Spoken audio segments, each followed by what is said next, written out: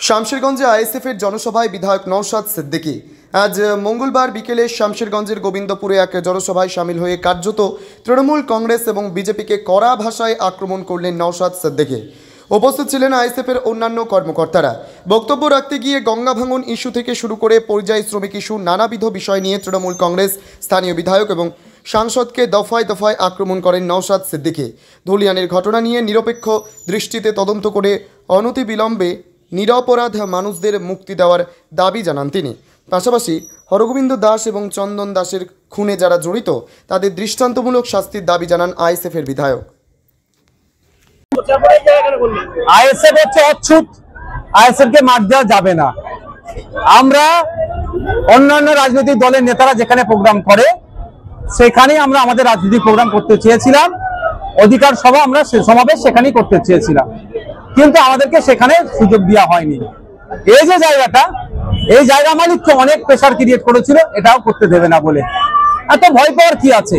BJP এসে মুর্শিদাবাদে programme করে চলে যাচ্ছে, শুভেন্দু অধিকারী মুর্শিদাবাদে প্রোগ্রাম করছে, সেখানে কোনো সমস্যা নেই, তাদেরকে আটকানো হচ্ছে না, আইএসএফ আটকানো হচ্ছে না কেন?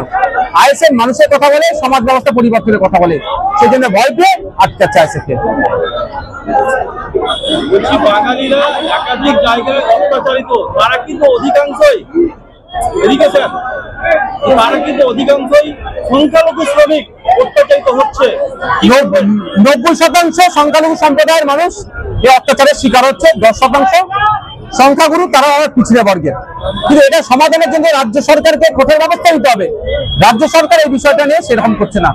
আমি অনুরোধ করছি রাজ্য সরকারকে, প্রয়োজনে পার্লামেন্টের সামনে এখন সেশন চলছে, ধর্নায় বসুক, পার্লামেন্টে একটা সেশন এটা নিয়ে আলোচনার জন্য রাখুক, এই দাবি করুক, রাষ্ট্রপতির সাথে দেখা করুক, প্রধানমন্ত্রীর সাথে দেখা করুক। এই অন্যায় অপশাসন বন্ধ হওয়া দরকার। এই শ্রমিকদেরকে বাংলায় কথা বলার জন্য যেভাবে অপমান করছে মেনে নেওয়া যায় না। কদিন আগে দেখছি অসভ্যগুলো বাংলা ভাষাকে বাংলাদেশি ভাষা বলে দেখে দেওয়ার চেষ্টা করেছে। এই বিষয়ে আমি স্বরাষ্ট্র দপ্তরে চিঠি করেছি ওই ইন্সপেক্টরের বিরুদ্ধে ব্যবস্থা গ্রহণের জন্য। বাংলা ভাষার আক্রমণ হচ্ছে, কিছু বুদ্ধিজীবী পশ্চিমবঙ্গে আছেন তারা বলছেন বাংলা ভাষার আক্রমণ নয়। দুর্ভাগ্য আমাদের শেষ হতে বুদ্ধিজীবীদের নাম নিচ্ছি না আমি। কদিন আগে অসম সরকার বললো যারা তাদের মাতৃভাষা বাংলা হিসেবে উল্লেখ করবে তাদেরকে আমরা ঘুষ পেতে বাংলা হিসেবে সহজে চিহ্নিত করতে পারবো। আর আজকে দেখুন বাংলা ভাষাকে বাংলাদেশের ভাষা বলে দেখে দিচ্ছে, এর বিরুদ্ধে সেই বুদ্ধিজীবীর আর পেন চলছে না। আমাদের জাতীয় সঙ্গীত বাংলা ভাষা রচিত, সেই বাংলা ভাষাকে অপমান করছে। পৃথিবীর 10টা ভাষায় সব থেকে যারা বেশি কথা বলে তার মধ্যে এই ক্রাইমকে আমাদের বাংলা, তারপরেও বাংলা ভাষাকে অপমান করা হচ্ছে। ভারতবর্ষের সর্বোচ্চ ভাষায় কথা বলার দ্বিতীয় স্তরে বাংলা, সেই বাংলা ভাষাকে আজকে অপমান করা হচ্ছে। রাজ্যের মুখ্যমন্ত্রী যারা অপমান করছে দায়িত্ব নিয়ে তাদের বিরুদ্ধে ব্যবস্থা গ্রহণ করতে পারছে না। কদিন আগে দেখেছিলাম দুর্গাপুরের ঘটনা, কখনো আমাদের এই ক্যারেক্টার একজন বৃদ্ধ বয়সকে গাড়ি দেখলে তার প্রতি অত্যাচার করা হয়েছিল, অমানবিক হয়েছিল। প্রায় জায়গায় দেখি এই ধরনের দাড়িওয়ালা দেখেই এই সমস্যা। আপনিও ঘটনাস্থলে গিয়েছিলেন, দেখুন এটা হচ্ছে, তাহলে কি পুলিশের কোনো দুর্বলতা বা গাফিলতি আছে? গাফিলতি আছে, ইচ্ছা করে ধরছে না মেন অ্যাকিউজকে। দুর্গাপুর কাণ্ডের মূল হোতা হচ্ছে পরিজাত গাঙ্গুলি। যে পরিজাত গাঙ্গুলির নেতৃত্বে এই ধরনের অন্যায়গুলো হয়েছে। একটা দাড়িওয়ালা বৃদ্ধ মানুষের মেরে মাথা ফাটিয়ে 8টি সেলাই করে দিচ্ছে, মানে মাথাকে মেরে দিত জানে, তোকে একসাথে ভরে গাড়িতে ভরে আগুন লাগিয়ে দিত, এরকম বলছিল। অসত্য ভাষায় গালিগালাজ, ধর্মীয় বিদ্বেষমূলক গালিগালাজ, বৈধ কাগজপত্র থাকতে পারে তার উপরে এত অত্যাচার। তো যে মূল হোতা তাকে এখনো গ্রেফতার করেনি কেন? এক কথাই প্রশাসন হয়তো তাদেরকে ছেড়ে রেখেছে, অর্থাৎ সরকার হয়তো তাদেরকে ছেড়ে রেখেছে। যত এই ধরনের ধমকাবে চমকাবে, বিজেপির ভয় দেখাবে, তিনি মুসলমানরা তৃণমূলে তুলে উঠবে। তবে এটা মুসলমানরা বুঝতে পেরে গেছে যে সাপ হয়ে কামড়াচ্ছে, ওঝায় যাচ্ছে শাসক দল।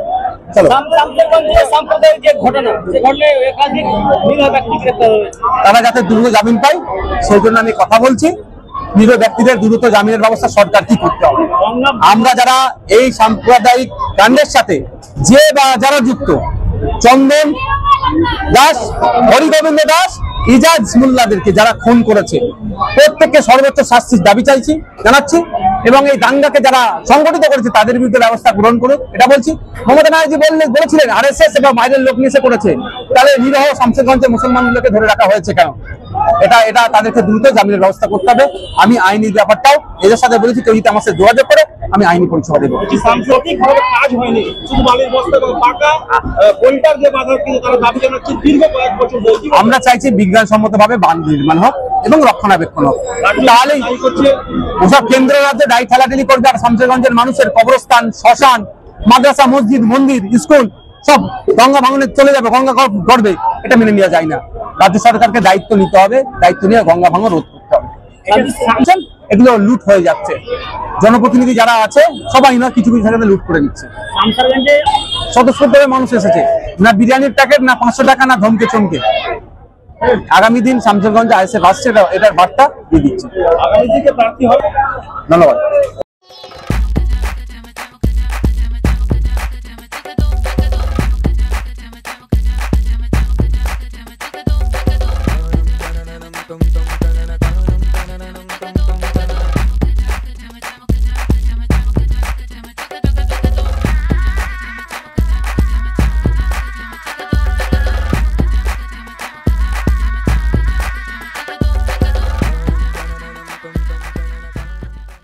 ফ্ল্যাট বুকিং চলছে, আজই যোগাযোগ করুন Gita construction, B10/249 near central park, Kalyani. Booking চলছে কল্যাণী B2/221, B2/312, কাঁচরাপাড়া, ঘটক রোড, সতীশ নন্দী রোড, লোক সিনেমা, চাঁদমারি রোড, লিচুবাগান, সিরাজ মন্ডল রোড, টিকটিকি বাজার, মিলননগর, আগুরিপাড়া, রজনীবাবু রোড, নিপেন সরকার রোড, আরপি স্কুল, নৈহাটি 6 নম্বর গেট, বিজয়নগর, ভাটপাড়া, রূপশ্রী হল, হালিশহর, রাজমহল হাউজিং এস্টেট। আজই ফোন করে বিস্তারিত জানুন। Gita construction, 6289063557, 9831478795।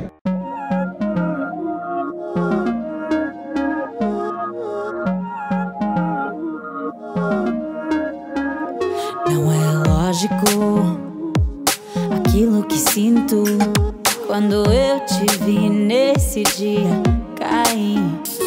Era óbvio, olhando agora, tiveste sempre em frente de mim.